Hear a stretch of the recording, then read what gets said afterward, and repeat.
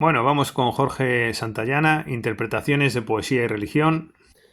Queremos profundizar en las relaciones entre poesía y religión. Hace poco hacíamos un vídeo, ¿no?, de Lessing, Laoconte, ¿no?, donde profundizábamos en las relaciones entre poesía y pintura. Pero esto tiene más enjundia, esto nos interesa más, es el mundo de lo espiritual. ¿Hasta qué punto la poesía puede ser parte de la religiosidad del arte? ¿Hasta qué punto la poesía tiene hasta un código religioso o cuando menos espiritual, donde puede llegarse a través de esto? Es un tema apasionante y este Jorge Santayana, este autor, quiero decir, pues la verdad es que aporta cosas de especial interés. Para nuestro autor de hoy, la religión y la poesía son idénticas en esencia y solo difieren en el modo en que se relacionan con los asuntos prácticos. Se llama religión a la poesía cuando interviene en la vida. Esa frase me ha gustado mucho siempre, ¿no? Se llama religión a la poesía cuando interviene en la vida. La religión, cuando simplemente sobreviene a la vida, no puede ser sino poesía. La dignidad de la religión, al igual que la de la poesía, reside precisamente en su actuación ideal, en representar ajustadamente los significados y los valores de la vida, en anticipar la perfección. Claro, ocurre en esta época de Santayana y sobre todo un poco antes, pues que hay mucho autor que está apasionado por el mundo del arte, de todo el modernismo también, etcétera. Y ahí pues se observa que al mismo tiempo la religión está decayendo, ¿no? Y sin embargo, los escritores, muchos de ellos, yo creo que la mayoría, ¿no?, tienen ese afán de espiritualidad. Y entonces esto lleva a enfatizar el arte, la poesía y a buscar acaso esa espiritualidad que no se encuentra en el mundo religioso de manera tan aparente, de obtenerlo a través de versos, de lecturas de versos, de la música sobre todo, ¿no? Esas sensaciones son innegables y ahí hay un componente espiritual y de elevación muy claro, ¿no? Claro, ante toda esa realidad es imposible mantenerse al margen. Dice Santayana, la dignidad de la religión, al igual que la de la poesía, reside precisamente en su actuación ideal, en representar ajustadamente los significados y los valores de la vida, en anticipar la perfección. El libro parte del entendimiento humano, así es como comienza, y más concretamente de la constatación de que cuando esta facultad de entendimiento ha comenzado apenas a descifrar los jeroglíficos del sentido y elaborar una idea de la realidad, sufre la interferencia de otra facultad, la imaginación. Primero el entendimiento, después viene la imaginación. De acuerdo con esto, son las mentes más profundas las que usualmente abren la puerta a la imaginación, ya que son estas mentes las que suelen percibir la grandeza de los problemas de la vida y la inadecuación del entendimiento para resolverlos con sus propios recursos. Es decir, primeramente está el entendimiento, pero claro, ya los sujetos más capaces llegan a la imaginación y se enfrentan con los grandes problemas de la vida por esa vía imaginativa, según Santayana. Con frecuencia estas mismas mentes sufren además la influencia de la emoción y el alucinante deseo de encontrar una solución noble a todas las cuestiones. Y esto es verdad, hay gente, no pocos, hay un colectivo que tiene estas necesidades de tipo espiritual, que tienen imaginación, que tienen emociones, y esto pues me parece relevante cómo lo construye Santayana, ¿no? Un autor, como sabemos todos, por otro lado, sobra decirlo, muy interesante, ¿no? Vivió en Estados Unidos, aunque español, fue educado allí. De hecho, muchas veces se le llama George, ¿no? George Santayana en vez de Jorge.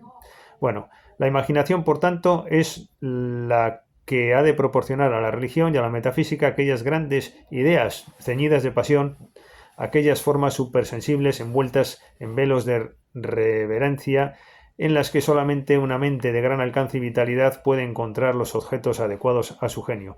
La verdad que no deja de ser una gran ironía, ¿no?, decir esto, que los más imaginativos son los que realmente hacen progresar todo este mundo, ¿no? La imaginación tiene asignado un noble papel en la vida del hombre. Sin ella, sus pensamientos no solo serían demasiado estrechos para representar, siquiera de un modo simbólico, la grandeza del universo, sino también demasiado estrechos para reflejar el alcance de su propia vida. Es curioso, ¿no?, cómo se pone de manifiesto que es tan necesaria la imaginación, pero claro, se está como partiendo de que es todo pura imaginación, todo pura inventiva, pero qué necesidad hay tan vital, ¿no?, de desarrollarla, y para determinados individuos que no podemos o no pueden vivir sin ese proceso imaginativo, ¿no?, pero que al final, yo no sé, se está viendo aquí en Santayana pues que la falta de consistencia, incluso pese a la necesidad de todo ello, ¿no? La vida emocional, dice Santayana, sería más pobre de lo contrario, ¿no? Y aquí es donde está la clave. ¿Cuánta gente hay que desde luego no entiende nada ni de mística ni nada de todo esto y además hasta se burlan, ¿no? Bueno, pero aquí no terminan los problemas, porque la imaginación sufre violencia con esta lucha, preguntándose por el valor que tienen entonces los ideales. Llega así al misticismo a falta de una palabra más específica, esa persona en la que se fija Santayana en estos procesos evolutivos. El ideal del misticismo es exactamente contrario al ideal de la razón. En lugar de perfeccionar la naturaleza humana, en lugar de buscar la naturaleza humana, busca abolirla. Lo que resulta imposible es mantener el trascendentalismo en todas partes, dice Santayana. Es que según voy leyendo me voy acordando de citas, ¿no? El padre Godínez antes, ahora un poco Baudelaire me estaba sonando, pero bueno, voy a evitar ese tipo de analogías y no nos salimos nunca de aquí. El arte del misticismo consiste en ser místico a retazos y apuntar las armas pesadas de la filosofía trascendental contra aquellas realidades o ideas que resultan especialmente mortificantes. El misticismo, aun siendo un principio de disolución, lleva consigo la garantía de que no puede ser aplicado nunca de manera consistente. Solo lo alcanzamos en excepcionales momentos de intuición, y es verdad, ¿no? Esto del misticismo se alcanza en determinados momentos, pero es igual que la música también, solo se alcanza en los momentos sublimes. Igual en una sinfonía hay 3 o 4 momentos donde se alcanza esto, ¿no? Esa disolución en momentos de intuición. Bueno, sirve sin embargo para dar un toque de novedad y elevarnos y elevación al carácter y para sugerir dones suprahumanos. Me estaba refiriendo al misticismo, que sirve, como decía, para dar un toque de novedad y elevación al carácter y para sugerir dones suprahumanos. Si a pesar de sí mismo el místico sigue siendo, a pesar de sí mismo el místico sigue siendo humano. A nuestra conciencia le gusta perderse en la música de las esferas, una música que solo los oídos más finos tienen a veces el privilegio de captar. El interés estético en unidades más amplias y en las leyes cósmicas constituye el mejor aspecto del misticismo. La actitud estética no es la moral, pero tampoco por esta razón resulta ilegítima. La única cosa que puede matar el misticismo es su propio proceso ininterrumpido, que devora gradualmente toda función del alma y al final, al destruir sus propias bases naturales, se inmola a sí mismo en su inexorable ideal. Bueno, seguidamente el libro se detiene en los himnos homéricos, en el paganismo y su relación con la religión cristiana, la presencia del ideal de belleza en Platón y el reflejo de esta problemática de religión y poesía en escritores posteriores hasta el siglo XX. Santayana se pregunta si alguna vez hubo una diferencia fundamental entre religión y poesía, si hubo realmente una diferencia, en parte de que son iguales, por tanto. La religión de los griegos no era, podríamos decir, sino poesía. Esto es importante, esta idea. No solo la dice él, la dice Hegel también y muchos otros. Yo también me sumo a esta idea, ¿no? La religión de los griegos era sobre todo poesía, pero claro, la cuestión es si esa poesía era religión en clave poética o es una expresión de un contenido religioso. La religión en todo caso es poesía para los griegos, sin embargo la religión difiere del simple juego de la imaginación en un aspecto importante.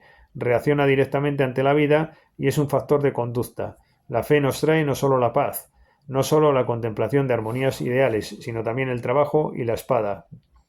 Por referencia a los tiempos homéricos, afirma que esta poesía, incluso de sus formas más lúdicas, no es por tanto mera poesía, sino religión. Pero claro, es religión por ser poesía o realmente hay una clave poética en la religión. ¿Era religión, era poesía realmente? Esa espiritualidad poética. Este es el problema. Nuestra es la religión, poesía en la que creemos. Una frase curiosa. Es una poesía, la griega, que embellece y justifica ante sus ojos los hechos positivos de sus cultos ancestrales, su cohesión social y su conciencia personal.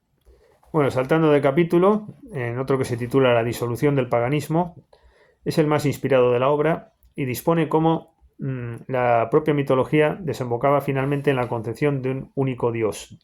Los dioses terminaron convirtiéndose en nombres sinónimos retóricos de los diversos compartimentos de la naturaleza. Esta es una idea muy compartida por otros autores, ¿no?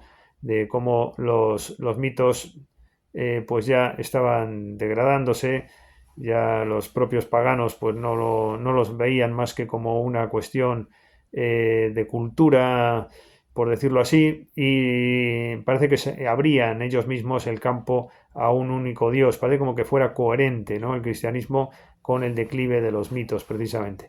Los dioses terminaron convirtiéndose en nombres, decíamos. Febo no fue sino el modo poético de nombrar el sol, un nombre poético de nombrar el sol, no una divinidad, diríamos. Hefesto al fuego. Los dioses sobrevivieron como ideales morales, se desprenden de su origen naturalista. Hay una desviación hacia lo moral. Los dioses, dice Platón, han de ser representados como ideales morales, decía ya Platón. Se produce una tendencia panteísta. Platón habla del demiurgo, y sobre todo Aristóteles es quien descubre eso que después hemos dado en llamar Dios. Los estoicos recomendaban una conversión al panteísmo, es decir, que Santayana nos está haciendo ver la evolución desde el propio interior griego hacia el monoteísmo y el cristianismo. Es consecuente con lo que se estaba produciendo, es una consecuencia de todo esto. El neoplatonismo pudo haber sido una alternativa al cristianismo. Esto es una idea muy importante también, Pero la religión debe surgir del pueblo, debe extraer su forma de la tradición. Bueno, aquí lo que nos viene a decir es que son dioses que nacieron muertos, los del neoplatonismo, y que no hubo un arraigo popular tan claro como consiguió el cristianismo, que desde luego sí que tuvo ese empuje social del que se privó el neoplatonismo, ¿no? El mundo de la imaginación cristiana era un campo para la experiencia moral. La circunstancia que ennoblecía el sistema cristiano era que todas sus partes tenían alguna significación y verdad poética. La idea misma de Cristo, nos dice Santayana, tuvo que ser construida por la imaginación. Por la imaginación. Lo veíamos antes, este sería un punto culminante, ¿no?, de ese proceso dialéctico de Santayana, como respuesta a las demandas morales.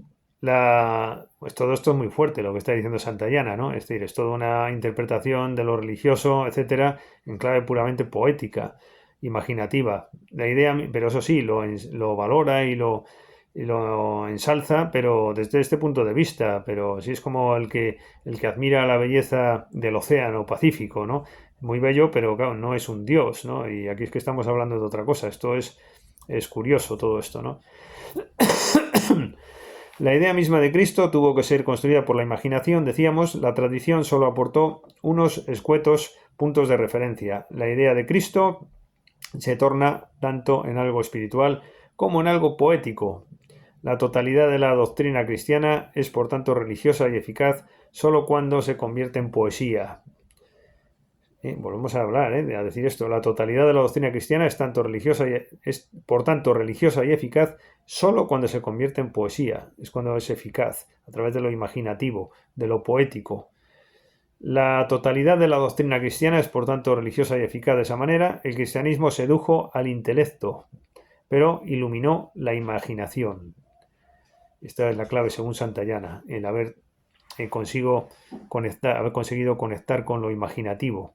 Hizo que el hombre entendiera el panteísmo y la nobleza de la vida. El patetismo, perdón. Hizo que el hombre entendiera el patetismo y la nobleza de la vida. El misticismo no es una religión, sino una enfermedad prodigiosa. En conclusión, la religión es poesía que se ha tornado en guía de la vida, poesía que ha sustituido a la ciencia o la ha superpuesto como acercamiento a la realidad suprema. La poesía es religión a la que se le permite la inacción, religión que no tiene puntos de aplicación en la conducta y carece de expresión en culto y dogma. Es religión sin eficacia práctica y sin ilusión metafísica. Este plano superior es la esfera de la imaginación significativa, de la ficción relevante, del idealismo tornado en interpretación de la realidad que deja atrás. La poesía elevada, su poder supremo, es entonces idéntica a la religión aprendida en su verdad más íntima. En su punto de unión, ambas, religión y poesía, alcanzan la mayor pureza y beneficencia, porque entonces la poesía pierde su frivolidad y deja de desmoralizar, mientras la religión abandona sus ilusiones y deja de engañar. Así pues, para Santayana, la religión no se mide exclusivamente por su valor de verdad científica ni por su utilidad, sino por el valor de la felicidad que proporciona, o lo que viene a ser lo mismo, por su valor simbólico. Exige a la poesía, además de otras condiciones, una cierta complejidad de estilo. La poesía es una chispa de lo divino y una incitación a la vida religiosa. La religión es poesía que se torna en guía de vida, poesía que sustituye o le sobreviene a la ciencia en aproximación a la más alta realidad. La poesía es religión con permiso de ir a la deriva. Me gusta mucho esta frase. La poesía es religión con permiso de ir a la deriva. Habría un cierto aspecto evangélico en el proceso poético. La poesía se propone algo así como un regreso a los orígenes, por eso en su raíz está la nostalgia por lo sagrado. La palabra es don divino, algo que el poeta echa siempre en falta. Por eso la ausencia de palabra, en tiempos de desamparo, se torna en angustia, como decía Hölderlin. Lo que el poema revela es un deseo de comunicación, de identidad con lo divino. El lenguaje poético, con la imagen de la flecha, la parábola evangélica del sembrador y la reiteración paradójica de la experiencia mística, tiende a visualizar una experiencia en la que el amor humano y el amor divino son el mismo amor. El hombre es un ser caído, escindido, no hay ascensión sin caída. Desaparecidos los dioses, el poeta sigue buscando la terrible relación desde la intimidad del desgarramiento de lo sagrado. Es el lugar vacío e intermedio donde se hace la palabra poética, porque el poeta padece la desgarradura, sabe de los límites, y es esta experiencia externa la que suscita la infinitud de la búsqueda. A través de la palabra nos aproximamos a lo absoluto, una experiencia en la que está ajena el dolor. El lenguaje poético se distingue porque crea imaginativamente su propia realidad. Bueno, la verdad es que depende de qué poesías hablemos. Yo creo en esta concepción de lo poético, además creo que la revitaliza, la da un sentido propio, me parece muy interesante, pero claro, si nos vamos a Elvira Sastre o a García Montero, pues esto no sería así, porque no es una poesía de este estilo. O bien no es poesía, o bien sí es poesía, pero Santayana se ha equivocado, pero uno de los dos no está en conexión con el otro. Bueno, pero eso, bromas aparte, diríamos, hemos informado de este libro de Santayana largamente. Y bueno, pues nada, hasta el próximo libro, hasta la próxima ocasión.